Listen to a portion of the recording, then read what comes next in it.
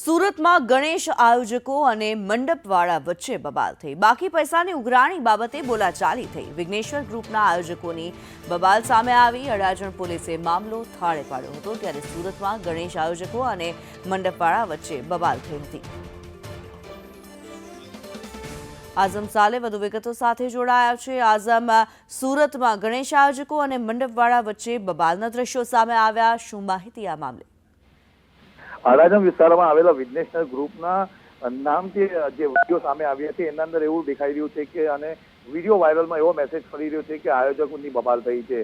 મહત્વની વાત એના અંદર એવી ઉલ્લેખ કરવામાં આવેલી છે કે આયોજક મંડપવાળા વચ્ચે જે બબાલ થઈ છે તેમાં બાકી પેમેન્ટની ઉઘરાણી માટે થઈ હતી. ઝઘડો થતા પોલીસ બોલાવવાની નોબત તો આવી જ હતી, પરંતુ ત્યારબાદ મધ્યસ્થી અને પોલીસની મધ્યસ્થી વચ્ચે મામલો ઠારે પડી ગયો હતો. પરંતુ જે લાઇટ અને જે સ્ટેજવાળા હતા તે પોતાના મંડપનો સામાન લઈ જતા પણ વિડીયોમાં દેખાઈ રહ્યા છે. જી ધન્યવાદ આઝમ આ માહિતી માટે.